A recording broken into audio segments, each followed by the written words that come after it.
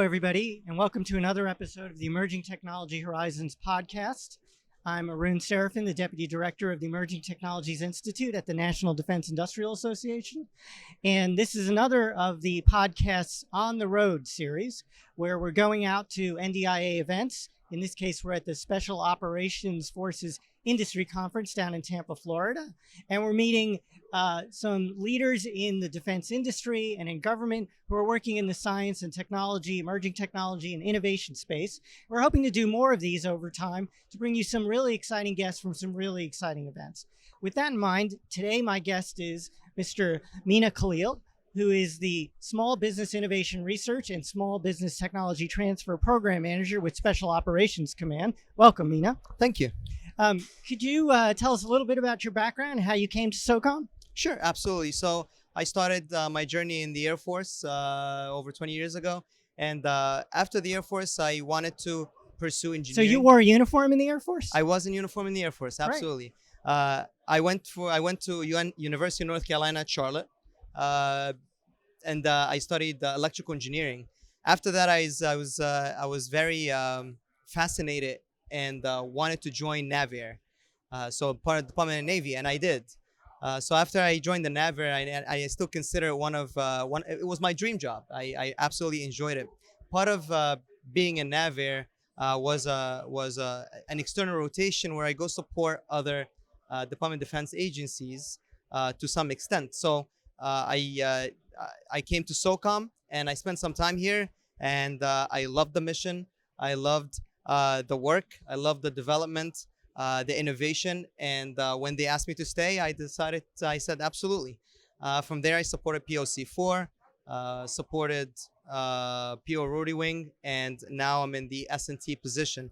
I got my master's from Johns Hopkins University at some point during the period, and I'm very grateful for all of it. That's a great background, and I think perfect for the role you're playing now at SOCOM. So here at SOCOM now, and today at SOFIC, I think you're representing the SBIR program. Tell us a little bit about SOCOM's SBIR program and how it fits into the overall modernization strategy. Absolutely. So the SBIR program in USSOCOM is truly one of a kind. We definitely focus on transition more than anything else. So we focus on the technology insertion roadmap and how can we provide technology to our end user. At the same time, we do support our the U.S. Economy by supporting the small businesses. So all in all, it's important for us to continue to develop for SOCOM. From the point of meeting the modernization program, we have a few processes in place that we use. One, we do develop a transition agreement for phase twos, and a transition agreement requires the PEO and our S&T director, Ms. Lisa Sanders, to sign an agreement. The agreement has the outlook. Why are we doing the SBIR program? What is the requirement coming from? Who is it helping? What is the outlook for future funding for that program? And from there, we start developing, and if that system, the prototype, the system is able to meet the requirements, then it's already on the right path to transition. The other thing is our SBIRs are in line with the commander's priorities. So capability focus areas for S&T, every single one of them falls within one of those. So you're taking steps to make sure that the topics themselves are aligned with what the requirements are and aligned with the way the acquisition system is moving, and that helps ease that transition path. Absolutely.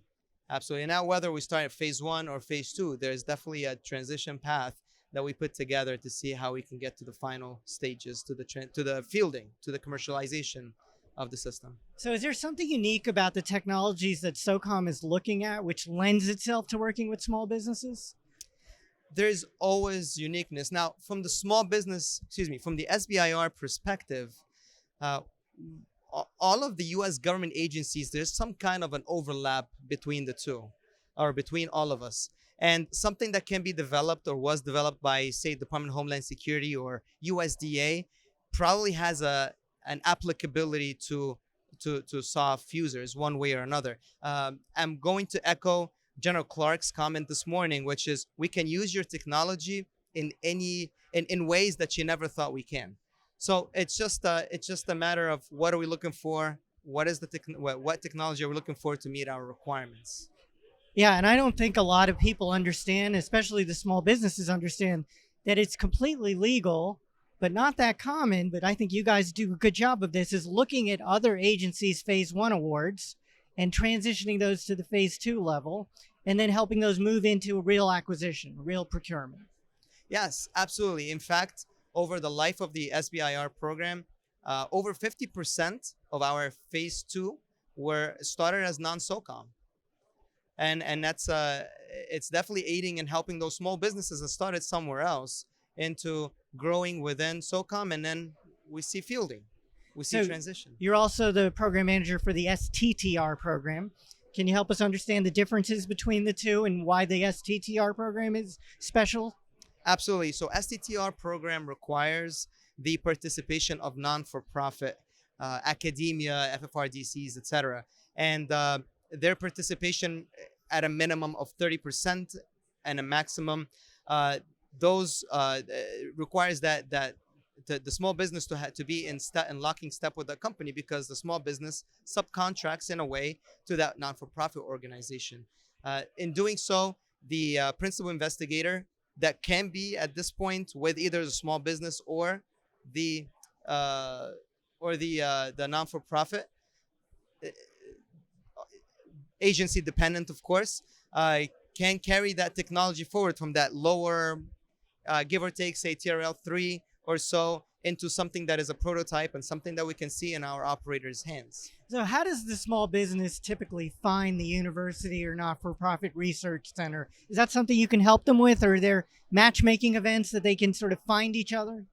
Yeah, so there are many ways. I mean, first off, states that have small business development programs, those help a lot in connecting the two together. There are many events with universities. Several universities leverage the STTR program in growing the technology and getting their wealth of knowledge through, while helping the small businesses. So they do a good job outreaching to those to those small businesses.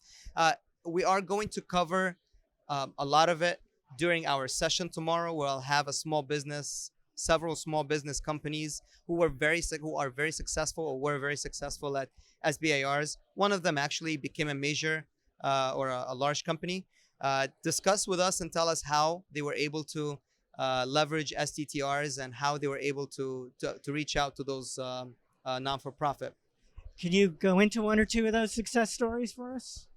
As much detail as you're allowed to. Sure. So from the SBIR perspective, I'm going to touch upon a couple of them. And those two were very successful in the way we were able to develop phase one all to phase three. So the first one, and that company is called Black Cape. Black Cape started off, it's a non-traditional, and meaning that it's still new, it still doesn't have their cost accounting in place, and they're looking for a gateway into the U.S. the government acquisition, DoD, and Black Cape was able to successfully propose to a phase one. They were selected. They were one out of three different other awardees, and as they went through the phase one of 6 months, they showed exceptionally well. And through their proposal for a phase two, they were also selected for a follow-on phase two. So now we went from feasibility to prototyping and development of their software and analytics system. Following that, they did very well. That towards the end of their phase two, they received a phase three award. And a phase three award means money from outside the SBIR program. Absolutely. Sort of what we might call real acquisition money. Absolutely. And hey, for phase three or transition, real acquisition, there's no funding limit. You can use different ways of contracting. There's no size limitation. And this is what we call a successful SBIR. Right. Or STTR. Crossing the valley of death. Crossing the valley of death. Absolutely. This company was able to do all of that for this development and be part of PEO soft digital applications in 17 months, So that's a remarkable speed, given that we started at a, again, lower TRL 3 or 4 or so, and getting this over to above a TRL 7. So, in Washington, there's a lot of debates going on right now about the SBIR program.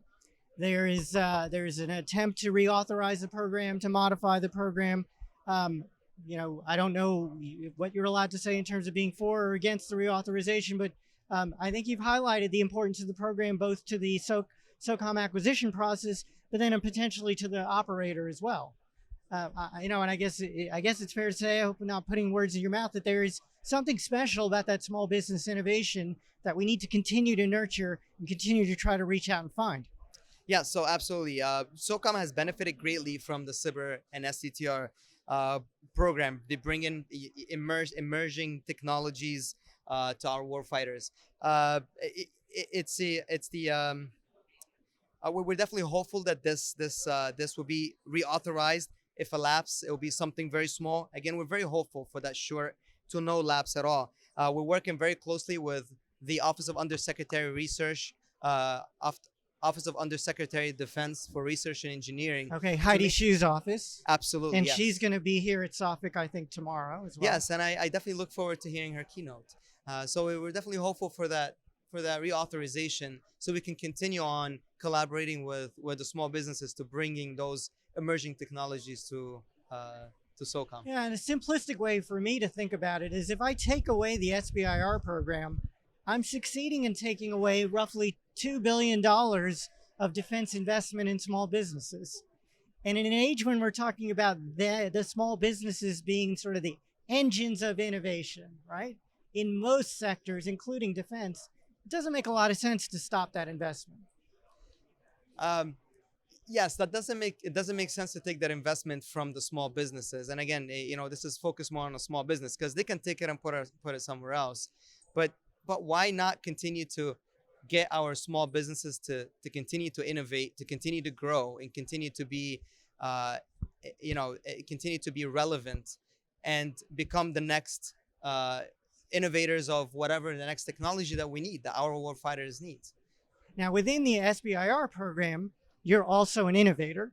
You're trying something new with some legal authority that the Congress gave you in terms of different ways of using your SBIR funding. Tell us a little bit about that pilot program. Great. It's a great and exceptional pilot program that Ms. Sanders, the S&T director for USSOCOM, has put together in FY 2020. It's Section 851. And that one allowed us to utilize a non-for-profit partner intermediary, which is, in our case, it's SoftWorks, to award a business-to-business contract with all the, it's a non-FAR based contract with all the policy directives, intellectual property, and data rights protection that SBIR provides to the SBIR and STTR small business awardees in a very short time, allowing non-traditionals to participate, doing something extremely fast, while our technical POCs still are in control of that program. I mean, we go from proposal all the way to the technical evaluation. All of that stays within SOCOM still, and then a contract is executed. That research development agreement is executed. So it looks like you're trying to develop a system which streamlines the sort of business end of the process, but retains all of the rights of the small business and all the rights of the government and responsibilities of the government as a customer. But you've managed to sort of short circuit some of the bureaucracy doing this. It's not just only about the bureaucracy. It's the bureaucracy was not the focus as much as, hey, those small businesses can develop, but if they don't have the tool sets to be able to get a contract award, a government contract award, how are they going to develop, or are they going to struggle? And then we're not going to see the development, and we're not going to see the company anymore. So that kind of helps. In one of the testimonies, the General Clark's testimonies, I believe a couple of years ago, or maybe last year, I heard a testimony to him for a change that was saying how wonderful, the feedback that they are receiving from Congress on the wonderful works that this PL legislative pilot is provided. And we did receive an extension because of the successes to it in FY 2020 NDIA Section 852 that allows us to not only award. FY22. Yes, in 22. So SOCOM can award up to 10% instead of the 5%, and the the Department of Defense can authorize SOCOM to award up to $20 million from any of the DoD entities that is stated within. So that's great. And so, what do you think would make you say that this is worth making permanent? What would be the criteria for success? The criteria for this success is proving that we are getting non-traditionals in, and we did. 40% FY21, 40% of the awardees had their first SBIR ever. 70% of them continue to get awards thereafter. So they are meeting transition. It is really definitely a gateway into government acquisition. Now, a lot of the things you're talking about, and we've talked about the connection to the warfighters, we've talked about the streamlined SBIR process, we've talked about aligning topics to acquisition needs, to operational needs. Some people might say, you can get away with that. This is SOCOM, it's small, it's fast. You were in the Navy as well. Do you think some of these ideas, this more agile way of doing business, can scale to the rest of DoD? Well, when it comes to the PLH pilot, let me take a step back. I did rapid acquisition in Navy. Navy does, we develop things that usually take 5+ years in about a year and a half. With IOC, initial operating capability, in 8 months. So the Navy also requires this. In addition, we do rely, as SOCOM, we do rely on major services, Army, Air Force, Navy, to provide us a lot of the technology. So we're in lockstep together, I would say, at least talking from my SBIR, STTR perspective. So yes, they would. Besides, we're not talking $2 billion. We're talking $20 million. So it cannot be misused. It cannot be misused. It can definitely meet a requirement. I'm already in talks with several PMs from SBIR, STTR PMs from other DoD entities, and they do highlight, say, hey, how can we collaborate into getting with the PL legislative pilot in order for us to get common requirements across the finish line. Okay, so last question. Yes. So we're at a big event, SOFIC, here today. Yes. 15,000 people here, lots of companies, demonstrations outside, events going on all over the place. How does SOFIC play in your space in trying to do the outreach you're talking about? Outreach is absolutely critical for SBIRs, STTRs. You'd be surprised of how many small businesses want to know more and they want to get some more information. And it's our job as SBIR, STTR program managers and program officers to go and be able to talk with the small businesses. In addition, we definitely want to talk with academia. We want to talk with other major defense industries.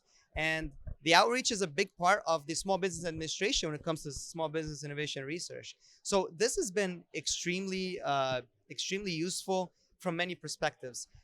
I mean, giving you another perspective here, we're actually hosting 3 different SBIR and STTR events to educate our small businesses. Here at SOFIC. Here at SOFIC. It's for the first time ever at SOFIC. We've, along with the U.S. Navy Program Office, along with DARPA, Missile Defense Agency, and I saw the Army's SBIR program here as well, actually. If they are here, they haven't talked to me, so I need to talk to them.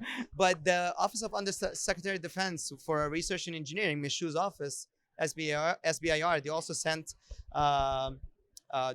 someone, and we just had our panel discussing transition.